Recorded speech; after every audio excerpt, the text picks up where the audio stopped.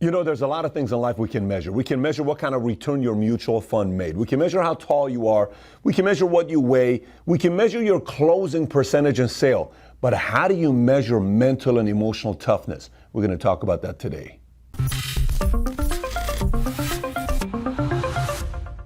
So I have several points to go through with you, but let's start off with the first one. You ever hear the saying before, never judge a book by its cover? Well, never judge toughness by its cover. Let me give you a personal story with my wife. So my wife and I are in LA. Okay, we're about to have our first baby. We hire a doula. Doula comes in at our house, asks all these questions from my wife. How do you want to have your baby? You know, you want to do C-section? How do you want to do? She says, I want to have a natural baby. She says, yeah, natural birth, I get it. You know, a lot of people, want to do that, but really, what if it doesn't go the way you want it? And what if, she says, I want to have a natural birth. She says, okay, well, what if? What if you're like, because she says, no, I want to have, and I'm sitting there thinking to myself, what does natural really mean? She says, do you want Pitocin? No. Do you want epidural? No. Do you want anything to give into you? No, I want to do it all natural. You want to do it all natural? I want to do it all natural. In my mind, I'm sitting there as the man, right? And I'm saying, I don't know about me, if I had the choice, man, we're scheduling something at 6 o'clock, C-section, you know what you're thinking. You're like, okay, boom, we got to. So you look at my wife, quiet to herself. When it came down to it at Northridge Hospital and she was going through it, guess what she did? Natural on the first one, natural on the second one, natural on the third one. If you look at my wife, she doesn't say much, she's quiet to herself. You cannot judge toughness by what somebody looks like. Never judge toughness by its cover. Pain tolerance is one of the biggest factors of someone who can handle pressure, because the whole idea of pressure is there's pain. That pain could be embarrassment. That pain could be, I don't know if I can handle this. That pain could be a lot of different things. Ralph Waldo Emerson once said, the difference between a hero and an average person is that the hero goes 5 minutes longer, meaning the hero can handle the pain 5 minutes longer than the other person. When my wife had the baby, she said, when the pain hit me, and I was like, there's no way I can feel. It's like a train. She tells me the story. I don't know what it means. She says, I just had to hang in there for a few minutes longer, and then it was over with. That's pretty much what this means, right? So that's one method of how to measure someone's toughness. Here's the second one, preparation. David Blaine, who is, what do you call David Blaine? I don't know if you call him a magician. You call him a lot of different things. He's a performer. David Blaine decides to play the game of, let me see how long I can hold my breath underwater, right? And one day he wants to go on the Oprah Winfrey show, and on the Oprah Winfrey show, he wants to break the record, the world record, right? And he goes 17 minutes and 4 seconds holding his breath underwater. What's the longest you've ever held your breath underwater? Actually think about it and comment below. What's the longest you've ever held your breath underwater? I think about it myself. Whenever I'm by a pool, I tell guys, hey, let's see who can hold their breath underwater. One guy goes in 30 seconds, 45 seconds, a minute. I remember we were in Cancun, and one of our guys, Ricardo Lopez Nieves, held his breath underwater, minute 30 seconds, and his son did it for minute 20 seconds. No, that's crazy. Crystal Garcia did it for minute 6 seconds. We were blown away by this. How can you do this, right? Well, he goes and he prepares for it, because he goes to the doctor and says, when I'm underwater, I want to know my body, okay? At what point does my lung collapse? At what point does my brain collapse because it needs oxygen? He does research to prepare for the pain that's going to come, and then he goes and does it publicly. He goes underwater for 17 minutes and 4 seconds. That is a method of preparation to know how to handle pressure. The reason why I say handling pressure and having mental toughness with preparation is because sometimes if you're going to be doing something and you just kind of put yourself out there, say you're playing sports, say you're doing business, say you're about to give a speech. I remember one time I'm about to give a speech in front of 150 executives, and I really wanted to make a statement. I wanted people to leave and say, that guy gave the best message out of everybody. The night before, one of the executives in Atlanta says, hey, let's go to the local joint, strip joint, all this other stuff. I didn't go with him. This is '04. 50 people go. I said, I'm good, guys. I stayed behind. I role-played my speech till 3:30 in the morning. I was giving it in the morning. 10 a.m. I was the one that was speaking. I gave my talk. By the end of the day, everybody was saying, who was the best talk? Patrick Bet-David gave the best talk. But when I got up in front of these 150 executives that I wanted to make a statement at 25 years old that I'm here to play, Everybody walked away saying, holy moly, what happened? I was not nervous because I did it so many times the night before in my Hyatt Hotel in Duluth, Georgia, to go and present this to everybody. Preparation has a lot to do with you knowing how to measure toughness. Here's the next one for you. Chadwick Boseman just died. Okay, here's a man that did Jackie Robinson. He did Black Panther. The guy's a great speaker. He had a story one time where he was getting a job and he says, I don't want to do regular roles for African American stories. I don't want to do that. I want to get people to be thinking in a different way. Typically when you do a role, you know, the role, kid wasn't raised without a father figure. Mom was a heroin addict. He's saying to the producer that I'm not willing to take this role. And then he doesn't get the job, you know, and he says, man, but I needed the money. Maybe I should have done something else, right? And then later on, he ends up doing two of the biggest movies, and he loses weight, and they say, oh, he's preparing for a movie. Guy had colon cancer, none of us knew about it. Let me get this straight. He's had colon cancer for 4 years, and the world doesn't know about it? Aren't we living in a time where you're supposed to expose all your problems at any given moment? Aren't all these Huffington Post experts telling people, publicize your pain and share it with the world? Well, Chadwick Boseman says, no, it's none of your business. It's my problem. It's my pain. Never use it as an excuse to not make those movies. I watched both of them.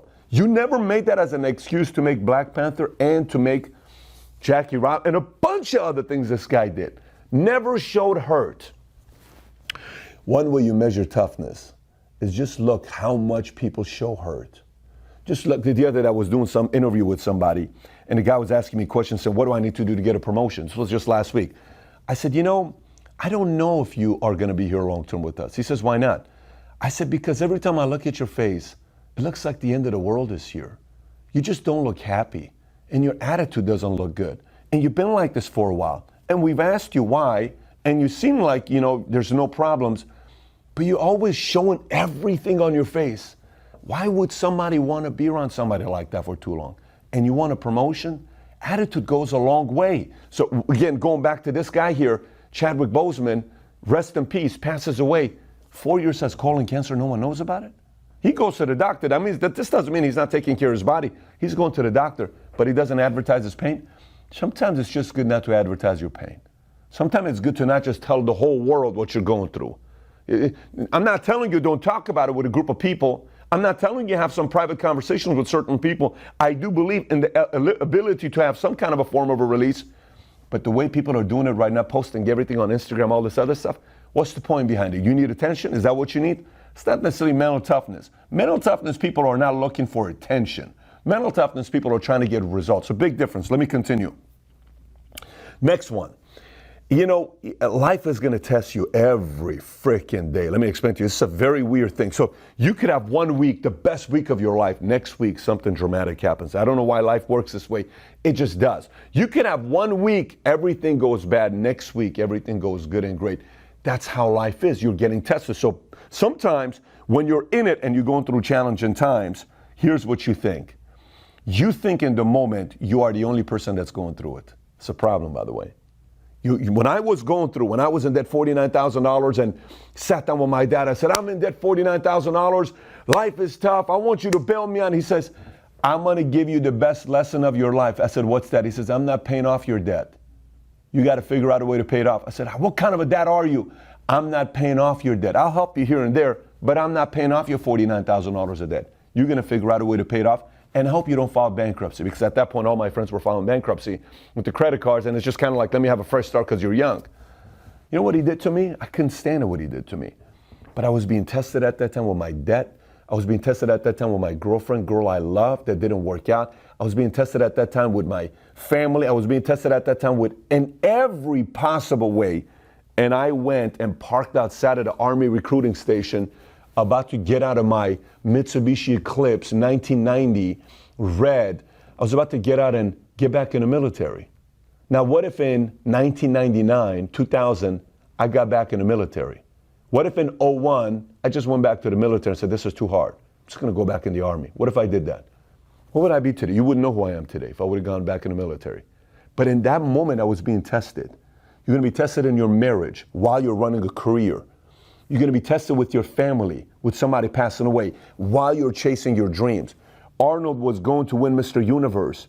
The day before, a few days before his father dies, he tells his mom, I can't make it to the funeral because my dad, if he's watching over me, he wants me to pursue my dreams. I'm going to win Mr. Universe. He goes, wins Mr. Universe, and the rest is history. This doesn't mean he doesn't love his dad. This means he's got a spiritual relationship with his dad to say, I don't know what I do in this moment here. He goes, he wins, Weeder figures him out, becomes Mr. Olympia, governor, all these other things that he does. In those moments of the decisions we make, when we're getting tested and you feel like you're by yourself, those are moments where you're measuring your toughness. Those are moments where you're being tested constantly. Again, there's not a method to say you're 93% tough, you're 71% tough. We can't do that. The only way we can measure toughness at the end of the day is with the results that you end up getting. It's really how you end up measuring toughness, is by the results that you end up getting. Let me continue. Here's another one. You ever hear people calling someone soft? Oh, he's soft. Oh, she's so soft. What is soft? I'm asking you, what is soft? You've heard that before. Oh, he's soft. He's a soft player. He's soft in business. He's soft. I was interviewing Kobe, the late Kobe Bryant, and when he brought up Shaq in the whole video, and when he said, if Shaq would have practiced as hard as I would, we would have won 12 championships. It was all over the news everywhere. And, people were happy, not happy, all this stuff. Shaq was not happy about it. I'm blocked by Shaq till today, by the way, because of that. What a dumb question to ask. He DM'd me and says, what a dumb question to ask about if I had his work ethic, right? But the biggest compliment Kobe gave Shaq? Here's the biggest compliment Kobe gave Shaq. Kobe said, Shaq was big and mean. He says Shaq wasn't one of these big guys that was soft. He was big and mean. He says most big guys, people don't push him around. But Shaq was big, mean, and was willing to throw his weight around. He wasn't soft. He was tough, right? Big difference. How do you define soft? Soft is someone that doesn't have a backbone. Soft is someone when they're cornered and push comes to shove, they quit. Soft is someone that claims their values, but then when it comes down to tough things happen in their lives, they compromise their values. Soft is somebody that declares their intentions. Here's what I'm going to do, world. But then when it gets tough, they say, no, I'm going to quit and take the easy way out. That's how you define soft. Call anybody anything but soft. Do you understand, how bad of a thing it is to be called soft? But a lot of people are soft. I have them in my business. I see them in my industry. There were many times in life where in my mind, I was about to choose the soft decision. Many times in my life. This whole Ralph Waldo Emerson concept about, the only difference between a hero and an average person is the fact that he can take the pain 5 minutes longer. That's the thing. So if you're watching this right now saying, how does that relate to me? Ask yourself, how do you react when tough times show up? How do you react when you're getting tested? How do you react when you have your pain? How do you do under pressure? How do you do it? And by the way, every single time you escape pressure and you say, well, the next time it happens, I'm not going to run. No, that's not how this thing works. Your memory remembers the last 3-4 times how you handled pressure. Let me say this one more time. Your memory remembers how you reacted under pressure the last 3-4 times. And it just reacts to the same way you've been doing your entire life. So if you say, well, this didn't work out, I'm going to go to the next thing, you're going to do the same thing again and again and again and again. Because if you are willing to persevere, and those are the people we read about and talk about. Now, a couple other things here to be thinking about when it comes down to this. One night I come home. I've been starting my company for a few months already, probably 11 months. I come home, we're pregnant, my wife's pregnant, we're expecting our first. It's exciting times. And I come home, my wife's in bed, tears, crying, miscarriage. If you're right, and you've heard me tell this story before. She had a miscarriage. My checking account's down to $13,000. That's not a lot of money when you're running a company. I have nothing else outside of my $13,000. I go outside, I'm walking around. I'm about to lose everything. 2 competitors came to my office that weekend. They told me, how's it going to feel knowing when you lose everything and all of these people followed you? They failed because of you. How's it going to feel? That was my nightmare, by the way. Think about that. How's it going to feel knowing when everything goes down and you file BK and you lose everything and all these people are scattered all over the place? You ruined their dreams because of the decision you made. How's that going to feel, huh? How are you going to feel? And they're trying to shake me. One guy came into my office. I'll never forget this guy. Came into my office and he told this to my face. And I said, who do you think you are? I just got into it with him. I said, you want to come here and tell this to my face on my turf, on my property? Yeah. It's not an easy meeting that I had with him. I asked the guy to leave and walked him out to the car, told him off. You know what's funny? 9 years later, he called me and said, can I work for your insurance company? 9 years later, he brought his license to me. Same guy that said, I'm going to go out of business, 9 years later, he came to me. This is what happens when you say, I am not moving or shaking. You're going to have to kill me to put me out of business. There's a certain mindset to that, right? You're going to have to kill me to put me out of business. I don't know where this comes from, that walk that night. I walked on, I'm praying, saying, I don't know, am I doing something wrong? What am I doing? What am I doing that's offending you? If I'm doing something wrong, then do whatever you got to do to put me out of business. But I'm going to fight it to the very end. And then next week I get a check from AIG for $100,000 and everything turns and we go from there. This doesn't mean tough times ain't going to show up again. This doesn't mean you're not going to win some of these battles, but it's not going to happen because of me giving up. It's going to happen because I fully went out of business for whatever reasons. I'm going to do my fight till the very end. I ain't going to quit. I'm going to do my fight. That's the mindset. Pain alone, there's nobody I could talk to at that time. I can't talk to my dad because if I talk to my dad says, you chose to start a business. I can't talk to my wife because it's going to give her more fear and another miscarriage. I can't talk to my sister. I can't talk to my peers. I can't talk to nobody. I can't talk to anybody in the company about the anxiety and the pressures that I have at that time. Sometimes you got to do that as well when you're going through the business yourself. So now, those are some of the ones that I talked about. Let me add another one here that I think it's important to bring up in this session. It's overreaction. How do you measure toughness, mental toughness? Too often we overreact, okay? Something happens, you have a falling out with a coworker or an employee or a client or this. It's overreaction. It's flight right off the bat, right? It's immediate flight, right? And in those moments, you have to ask yourself your track record. As I'm going through all this stuff, I have a bunch of different notes. I'm probably not going to go through all this stuff together with you, but I have a bunch of different notes.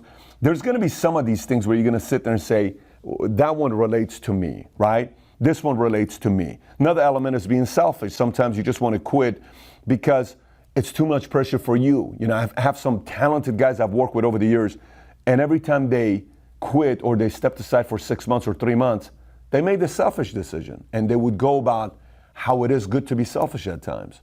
But they hurt a lot of people every time they did that. Why is that? Because the decision was they didn't want embarrassment. So the immediate thing was what? Flight. I understand that. Believe me.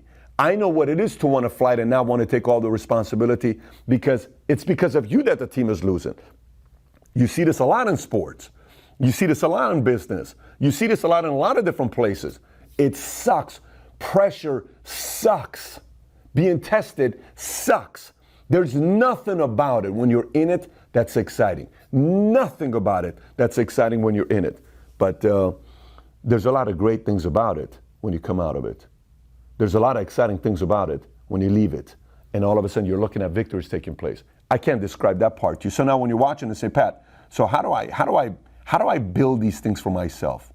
How do I build these things for myself? We're having a conversation the other day, and I'm doing a conference call last Tuesday, a Zoom, and I said, there is one thing I'm not good with, okay? And they said, what is it? I said, if there's ever one thing you should never do with me, is one thing. They said, what? And I asked one of my executives, C-suite executive, I said, Merle, can you tell everybody what that one thing is? And she doesn't even know. I haven't talked to her about it. She says, never tell Pat your goals. And everybody's like, why? Because if you tell me your goals and what you want to do, I take it as you're serious about your goals, not me. Let me say that one more time. You tell me, Pat, I want to do X, Y, Z. Then I say, you're serious about it? Absolutely. Positive? Yes. Then I'm going to hold you to that. Why'd you tell me? You shouldn't have told me if you weren't serious about it. But you told me I'm going to hold you to it. Now I'm holding you to it. What are you upset about? You told me these were your goals. Why are you not going after it? You said these were your goals. Well, this is that. Why'd you tell me these are your goals? I take your word. Because I believe your word matters because I was raised by a father that said, keep your word. That's how I was raised. So when you tell me your goals, I'm assuming you're determined to make those a reality. So now you're watching and saying, what an annoying quality of a person to work with. I understand. Believe me, I'm not disputing that. I get it. Yes, sure, it's probably an annoying quality to be working with. But it is a quality that gets results. So moving forward, you want to build toughness? You want to be known somebody that gets things done and you're not soft, the next time you're going to say you're going to do something, do it. The next time you're going to say you're going to do something, do it. The next time you're in a pressure type situation where it sucks and you have the ability to lose and be embarrassed, tolerate the pain a little longer. Go a little longer. The next time you're in a moment that you don't really like being in and it's embarrassing, go a little longer. Go a little longer. The next time you're going through pressure type situations where you're being tested, talk to yourself. Actually talk to yourself and say, hey, didn't Ralph Waldo Emerson say the difference between a hero and an average person is that you go 5 minutes longer? I'm going to go 5 minutes longer. How the hell did David Blaine go for 17 minutes and 4 seconds underwater on Oprah Winfrey's show? And he thought his lungs are going to collapse and his brain's going to be done. How did he do it? Our body can handle a lot of pain that we don't know about. I'm going to push my body to that level. I'm going to push it. I'm going to push it and test my limits. That's the beautiful part about life. Let me test my limits and see what I got going on. And then you're going to surprise yourself so many times. You ain't going to win every single time, but you're going to surprise yourself so many times while you go through this. Having said that, if this video was a good video for you, got another video I want you to watch. How to make tough decisions. If you've never seen this video, it's a video I made about a year ago. Click over here to watch it. And if you've not subscribed to the channel, please do so. Thanks for watching, everybody. Take care. Bye-bye.